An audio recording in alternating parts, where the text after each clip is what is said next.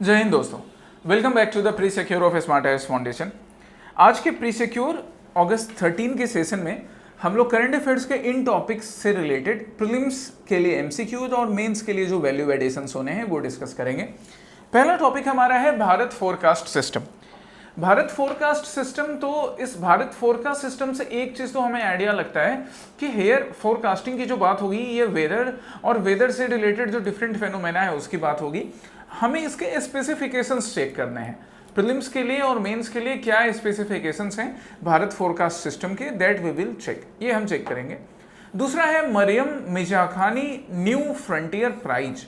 अब ये एक प्राइज, ये एक ऑनर एक पर्टिकुलर पर्सन के नाम पे है, मरियम मिर्जा खानी, इनके नाम पर ये प्राइज है।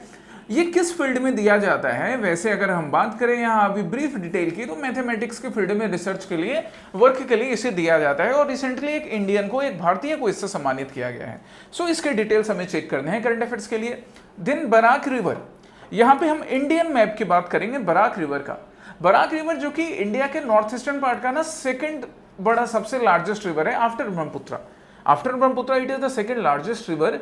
एंड एक बड़ा इंपॉर्टेंट पॉइंट था, जो अगर आप लोगों ने एपीएससी की भी तैयारी कर रहे हो, आसाम पब्लिक सर्विस कमीशन की, तो बराक रिवर से, बराक रिवर रीजन में जो भी हमारे फिशरमैन जो फिशरीज में इन्वॉल्व हैं, जो मछली मारने का काम करते हैं, उन्होंने एक बड़ा कंसर्न जाहिर क्या किया है कि पिछले 2 महीने से उन्हें प्रॉपर अमाउंट में, जितना अमाउंट में फिशेस मिल सकते थे, हिल्सा, रेहू, कतला या बाकी जो लोकल वेराइटीज थी, वो फिशेस नहीं मिल रही हैं।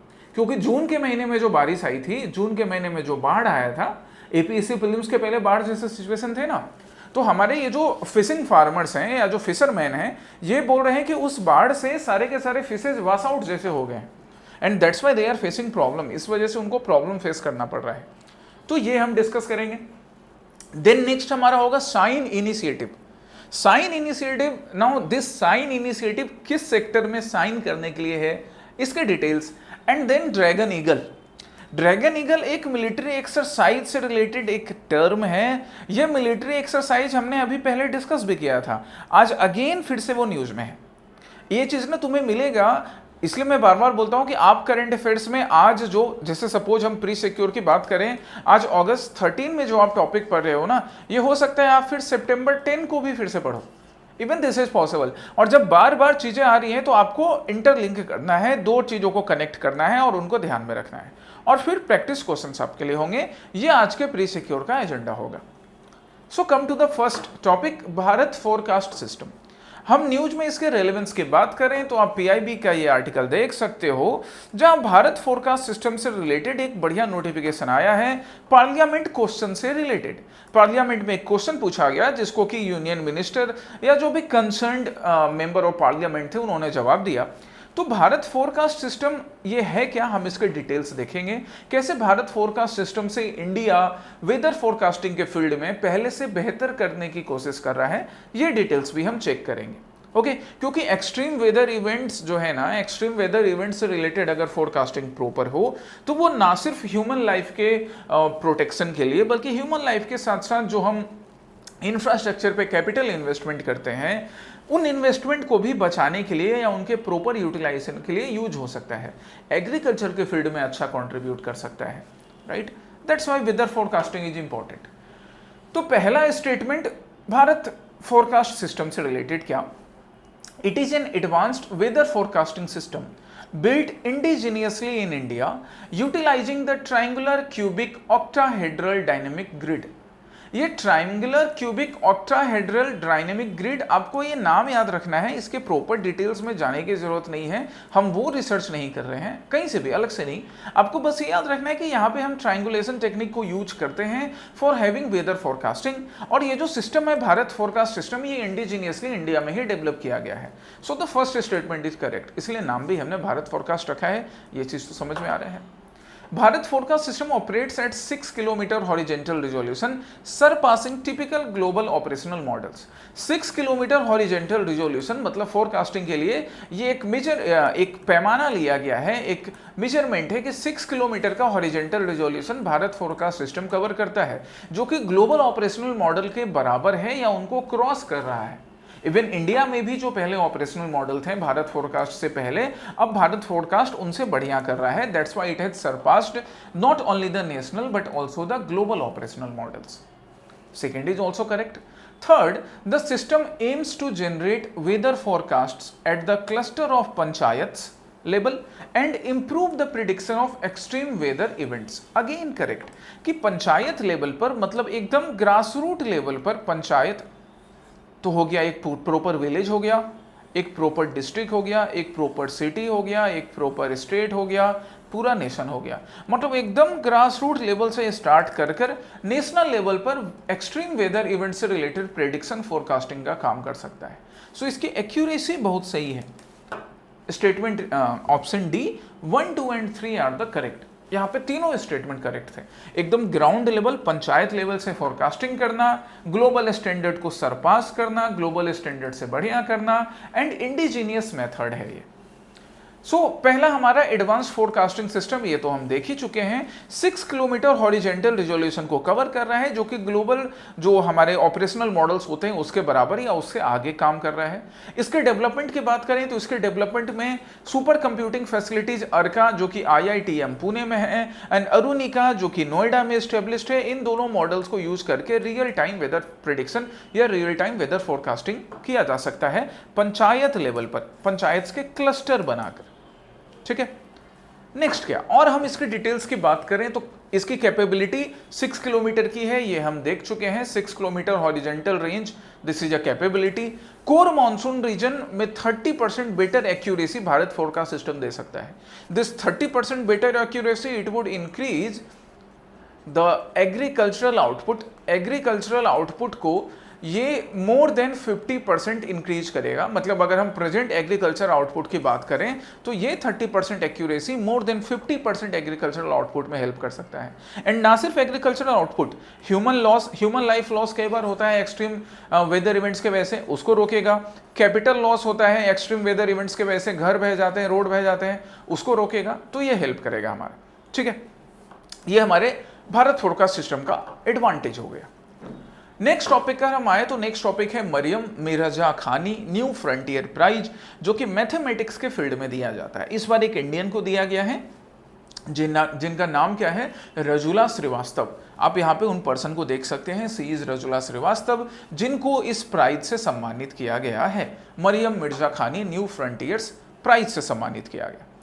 चलिए देखते हैं पहला स्टेटमेंट क्या, it is awarded to early career women mathematicians. ये भी याद रखेंगे क्योंकि मरियम मिर्जा खानी जिनके नाम पे ये अवार्ड दिया जा रहा है वो खुद एक ईरानियन फीमेल हैं। तो इन ईरानियन फीमेल के कंट्रीब्यूशन को रिकॉग्नाइज करने के लिए ये अवार्ड अलग अलग वीमेंस को वर्ल्ड के अलग अलग रीजन से उनको दिया जाता है with in 2 years of earning there PhD। तो यंग जो अर्ली कैरियर वीमेन है जिन्होंने मैथमेटिक्स के फील्ड में अपना कैरियर स्टार्ट किया है, जिन्होंने 2 years PhD कंप्लीट किए, PhD अर्न किए, बस उनको 2 साल हुए हैं, वही होंगे अर्ली कैरियर वीमेन। उन्हें मैथमेटिक्स के फील्ड में मरियम मिर्जा खानी अवार्ड से, फ्रंटियर प्राइज अवार्ड से सम्मानित किया जाएगा। सेकेंड स्टेटमेंट क्या, the prize is named after Maryam Mirzakhani, the first women and first Iranian to receive Nobel prize in mathematics. Actually she did not receive the Nobel prize in mathematics, ऐसा Nobel prize in mathematics करके कोई award उनको नहीं मिला। Third statement second wrong हो गया इस वजह से। थर्ड क्या, the award aims to promote women's participation in mathematics and recognise outstanding early career research. Early career research है मतलब अगर तुम लोग अगर ये सेशन देख रहे हो and if you have interest in mathematics, आप भी मैथमेटिक्स के फील्ड में कैरियर रिसर्च करना चाहते हैं, देन आप भी इस अवार्ड के हकदार होंगे। ठीक है, थर्ड स्टेटमेंट इज करेक्ट। सो यहाँ पे 1 और 3 हमारे लिए आंसर होंगे क्योंकि मरियम मिर्जा खानी की जो बात करें, इन्हें नोबेल प्राइज करके ऐसा कोई भी मैथमेटिक्स में नोबेल प्राइज नहीं है जिससे कि सम्मानित किया गया हो, ये चीज याद रखेंगे। मरियम मिर्जा खानी के बारे में पहले देख लेते हैं, फिर रजुला श्रीवास्तव मैम पर आएंगे। सो हम मरियम मिर्जा खानी की बात करें जिनके ऊपर ये अवार्ड बेस्ट किया गया है, तो Maryam Mirzakhani she is the first women and the first Iranian to win Fields medal. Nobel prize in mathematics नहीं, फील्ड्स मेडल से सम्मानित किया गया है इन्हें। किस चीज के लिए, for her work on geometry and Riemannian surfaces. आप यहाँ उन मैम को देख सकते हैं, सी इज मरियम मिर्जा खानी। इनके लेगेसी को ऑनर करने के लिए ये अवार्ड अर्ली कैरियर वीमेन जो कि पीएचडी हासिल किए बस उन्हें 2 साल हुआ है, उनको दिया जाता है। This award was started in 2019 by breakthrough prize foundation. Breakthrough prize foundation इस अवार्ड को शुरुआत कर रहा है कब से, 2019 से, जिसमें $50,000 भी दिया जाता है रिसिपिएंट सर्टिफिकेट के साथ साथ। ओके, ठीक है। अब हम रजुला श्रीवास्तव मैम की बात करें तो Rajula Srivastava ma'am she has been awarded the Maryam Mirzakhani award. इनको इस अवार्ड से सम्मानित किया गया, किस लिए किया गया? As she studied how to break down complex mathematical functions into simpler parts. Mathematics के जो स्टूडेंट होते हैं या अपने कॉलेज में ग्रेजुएशन के टाइम में या 11th-12th के टाइम में मैथमेटिक्स पढ़ा हो तो कई कॉम्प्लेक्स मैथमेटिकल फंक्शंस होते थे जिन्हें पढ़ने में, जिन्हें समझने में दिक्कत होती थी साइंस के स्टूडेंट्स को या मैथमेटिक्स के स्टूडेंट को। इन्होंने एक रिसर्च किया कि किस तरह से कॉम्प्लेक्स मैथमेटिकल फंक्शंस को सिंपलर पार्ट में ब्रेक किया जा सकता है जिससे मैथमेटिक्स और ज़्यादा इंगेजिंग बनेगी। It is her main contribution, ये इनका मेन कॉन्ट्रीब्यूशन है and that's why she has been awarded with this award. बाकी हम मैथमेटिक्स के फील्ड में बाकी अवार्ड्स की बात करें कि इसके अलावा और मैथमेटिक्स के फील्ड में कौन कौन से अवार्ड दिए जाते हैं, तो सबसे इंपॉर्टेंट होता है फील्ड मेडल, जो कि सबसे प्रेस्टिजियस है मैथमेटिक्स के फील्ड में।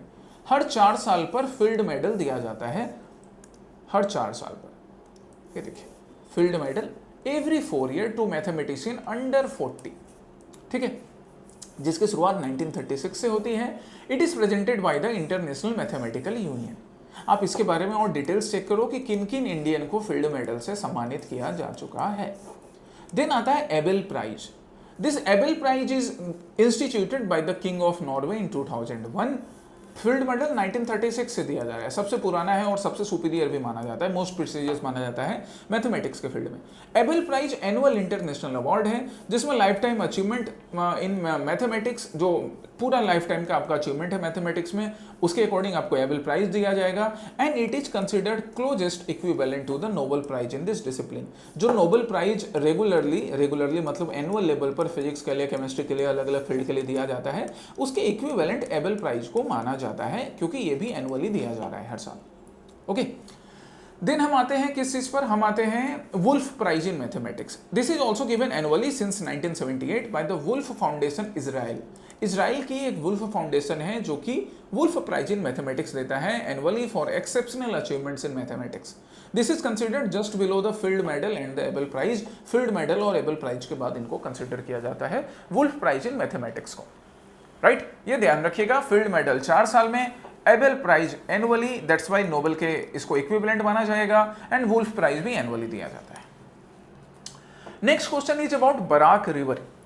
ना why this is mentioned in news Barak river, क्योंकि डाउन टू अर्थ एक बड़ा अच्छा आर्टिकल, सिविल सर्विसेज के तुम एस्पिरेंट हो ना तो तुम्हें डाउन टू अर्थ के आर्टिकल्स समझने हैं, इसलिए मैं प्री सिक्योर में वो भी कवर कर रहा हूं तुम्हारे लिए, बाकी सेशन में भी कवर होता है।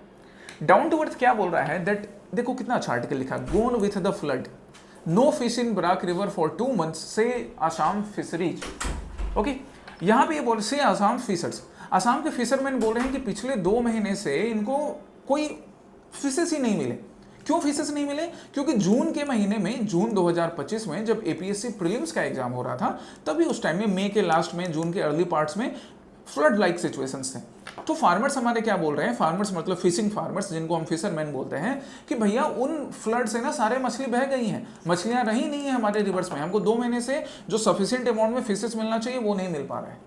No this is the summary, ये समरी भी देखो, एक और स्क्रीनशॉट मैंने तुम्हारे लिए अटैच करके रखा है। यहाँ पे fisherman from the Cachar districts, आप में से कई स्टूडेंट कचार डिस्ट्रिक्ट्स के होंगे, right? And then you can connect it more, आप कनेक्ट कर सकते हैं। आप अगर अपने लोकल फिशरमैन से बात करें तो वो आपको ये प्रॉब्लम के बारे में बताएंगे। एक अनप्रेसिडेंटेड सिचुएशन है ये, कि जो रीजन जहाँ पे हिल्सा, रेहू, कतला, मछली खाने वालों के मुंह में पानी आ रहा होगा इनका नाम सुनकर, जो इजीली वहाँ मिलते थे, अच्छे नंबर में मिलते थे, उनका नंबर कम हो चुका है। So that's really a concern. ये ना आप अपने मेंस के आंसर्स में लिख सकते हो इस वाले पॉइंट को।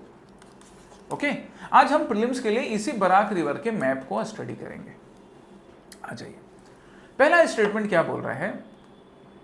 स्टेटमेंट कह रहा है पहला, the Barak river is the second largest river in north east. ये तो मैंने तुमको बताया कि सेकेंड लार्जेस्ट रिवर है after Brahmaputra, which flows through states of Manipur, Nagaland, Mizoram, Assam, Tripura, Meghalaya. Nagaland मतलब ऑलमोस्ट सारे नॉर्थ ईस्टर्न स्टेट्स को टच कर रहा है। Okay, this is correct statement है जी। सेकेंड क्या बोल रहा है, the river originates from Manipur hills and flows into Bangladesh where it splits into Surma and Kusiara rivers, eventually forming the Meghna rivers. Actually not. River का ओरिजिन बिल्कुल मणिपुर हिल से होता है, लेकिन ये बांग्लादेश में जाके नहीं सेपरेट होती है, एक्चुअली बांग्लादेश में जाके ये मर्ज होती है ना। सो सेकंड स्टेटमेंट रॉन्ग है। अभी मैं आऊंगा इसके ऊपर, आऊंगा एक्सप्लेनेशन में। थर्ड क्या, the Barak river drains into the Bay of Bengal. Obviously ये रिवर फ्लो होके कहाँ जाएगी, बे ऑफ बंगाल में ही जाएगी। This is the mouth of the river. Third is correct. So 1 and 3 are the correct statement, हमें करेक्ट ढूंढना था। तो चलिए अब हम बराक रिवर के डिटेल्स पर आए। तो Barak river second largest river after Brahmaputra, जो नॉर्थ ईस्ट के मोस्टली स्टेट्स को टच करती है। इन स्टेट्स में इनके बराक रिवर का पानी यूज होता है। इसकी ओरिजिन मणिपुर हिल से होती है and then it flows along the Nagaland Manipur border, then enters Assam and before flowing into Bangladesh. Bangladesh enter करने से पहले, है ना, before flowing to Bangladesh, Bangladesh जाने से पहले बराक रिवर जो है वो सूरमा और कुसियारा रिवर में स्प्लिट हो जाती है। ये चीज याद रखिएगा, बिफोर फ्लोइंग इनटू बांग्लादेश, बार बार मैं बोल रहा हूं, बांग्लादेश एंटर करने से पहले ही डिवाइड हो रही है सूरमा और कुसियारा रिवर में। ये छोटी छोटी मगर इंपॉर्टेंट बातें हैं जो तुम्हें याद रखनी है। जब ये बांग्लादेश जाती है, देन फिर से सूरमा और कुसियारा रिवर मिलती है और किसका फॉर्मेशन होता है, मेघना रिवर का। फाइनली मेघना रिवर पद्मा रिवर को ज्वाइन करती है एंड वो बे ऑफ बंगाल में जाकर डूब जाती है, मतलब बे ऑफ बंगाल में पानी मिल जाता है। बुझे? ओके नाउ, अच्छा यहाँ पे बराक रिवर की हम बात कर रहे थे, but that is your homework कि आप ब्रह्मपुत्र रिवर सिस्टम का मैप खोलकर उस मैप को भी देखोगे। दैट इज योर टास्क, ये तुम्हारा होमवर्क है। बराक रिवर के और डिटेल्स की हम बात करें तो इसके लेंथ की बात करें तो अराउंड 900 किलोमीटर है, 524 किलोमीटर इन इंडिया में है, मतलब आधे से ज़्यादा इंडिया में लाइज करता है ना, more than half in India. ऐसे करके स्टेटमेंट्स प्रीलिम्स में आ सकते हैं, more than half in India, आधे से ज़्यादा इंडिया में है।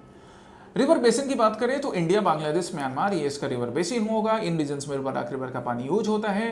ट्रिब्यूटरीज की बात कर रहे हैं तो जीरी, सीरी, मधुरा, जतिंगा, हरांग, ये सारे इंपॉर्टेंट ट्रिब्यूटरीज हैं। Remember the name of this tributaries, एक बार एटलीस्ट पढ़ लीजिए इन ट्रिब्यूटरीज को।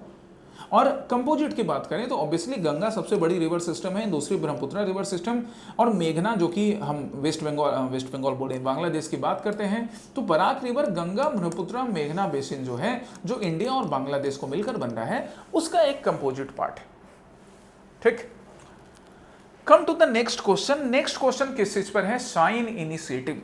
What is this sign initiative? Sign initiative Indian Council of Medical Research का एक इनिशिएटिव है।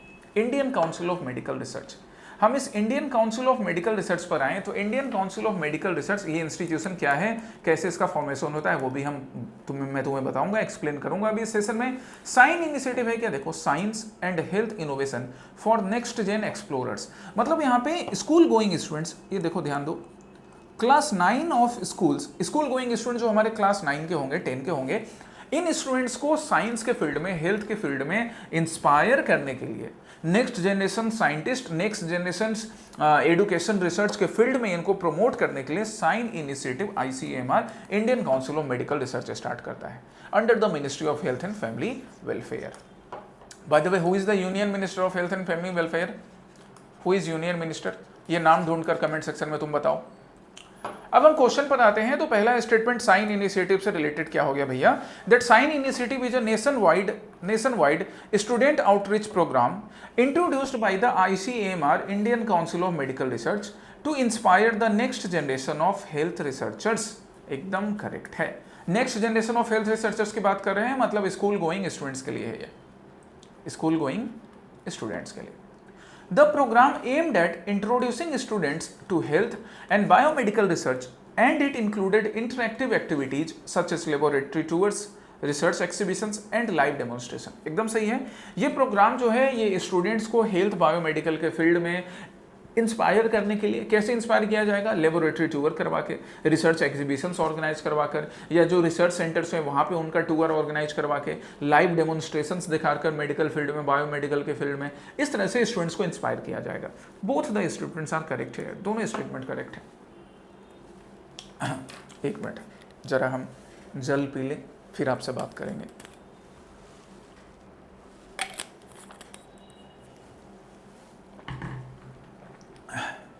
चलिए, साइंस के डिटेल, ये जो एक्रोनिम है इसका फुल फॉर्म तो तुमने देख लिया, science health and innovation for next gen explorers, done by Indian Council of Medical research.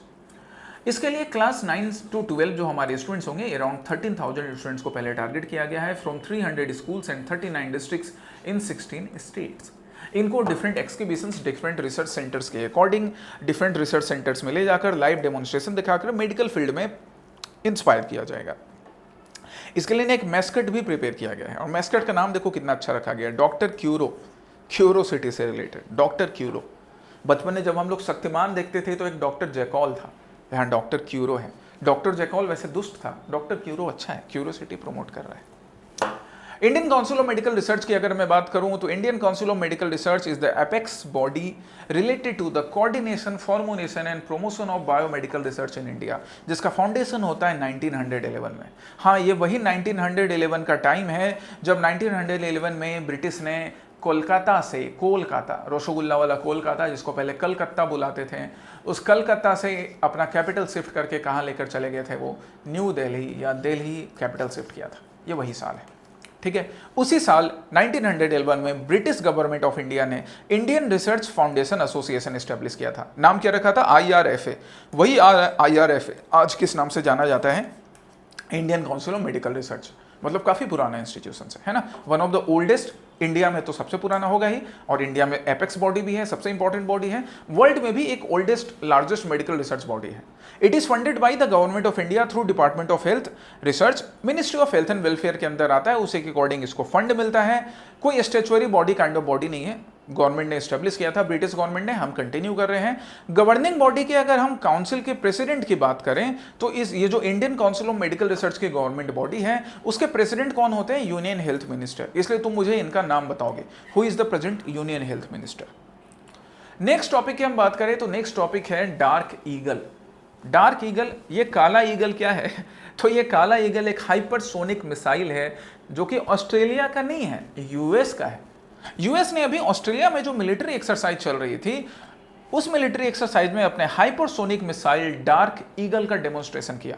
सो आपका आंसर आपके सामने है, it is a long range sorry it is a long range hypersonic weapon of the United states army.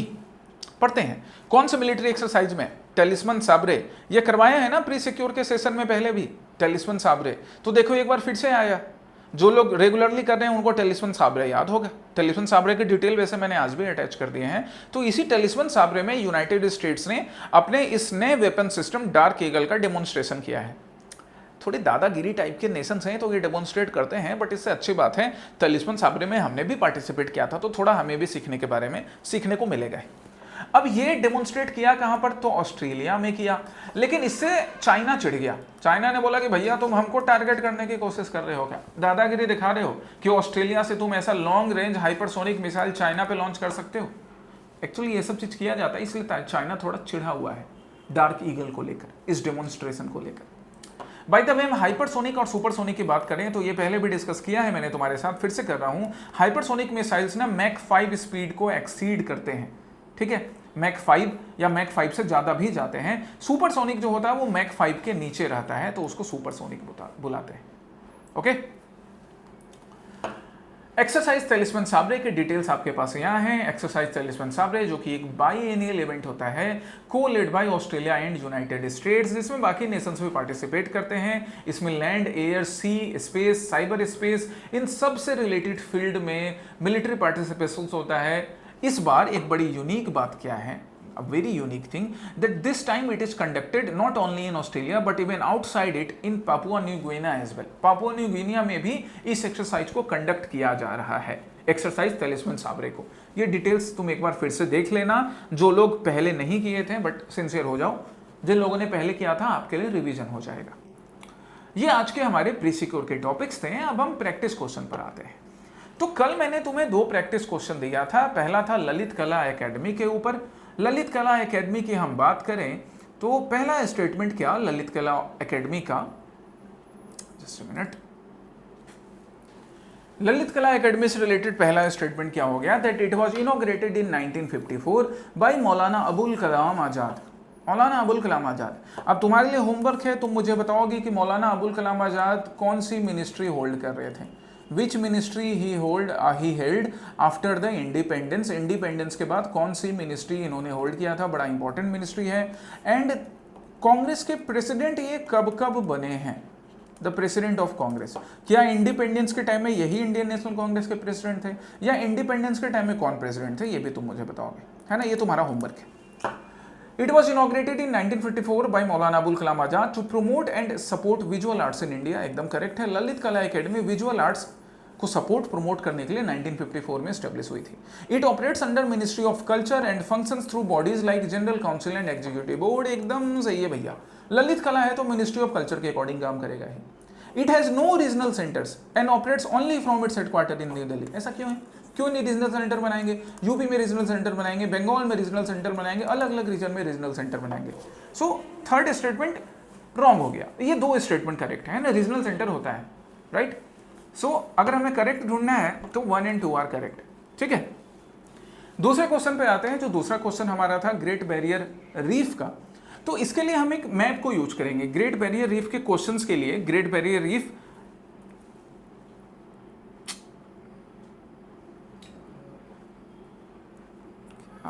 हाँ जी, अब ये देखो map great Barrier reef का। तो पहला स्टेटमेंट क्या था? It is located in the coral sea of the north east coast of Queensland Australia. अब यहां पे ना आप मैप देख सकते हैं, ये ग्रेट बैरियर रीफ, कर्सर पे ध्यान दो, ग्रेट बैरियर रीफ, ठीक है। यहां पे नॉर्थ ईस्ट पार्ट में, north east part of the Queensland Australia great Barrier reef exist करता है, ठीक। मैप सा पहला पार्ट हो गया। दूसरा क्या? It is home to many endangered marine species. Since Great Barrier Reef है और यहाँ ऑस्ट्रेलिया के कोस्टल पार्ट में पड़ रहा है, तो इंडेंजर्ड या थ्रेटेंड मरीन स्पीसीज बिल्कुल होंगे यहाँ पर। एक क्वेश्चन है तुम्हारे लिए और एक प्रैक्टिस क्वेश्चन, तो मुझे बताओगे कौन सा एनिमल है, राइट, कौन सा मरीन स्पीसीज है जिसे हम लोग सी काउ के नाम से बुलाते हैं, right, you would tell me. और इसका IUCN स्टेटस भी साथ में, जब भी हम किसी स्पीसीज की बात करेंगे IUCN स्टेटस भी। Second is correct. It was designated at UNESCO World Heritage Site and is managed by a dedicated marine park। UNESCO World Heritage Site के बारे में हम इंडिया में भी कई बार पढ़ चुके हैं, regular UNESCO World Heritage Site आता है।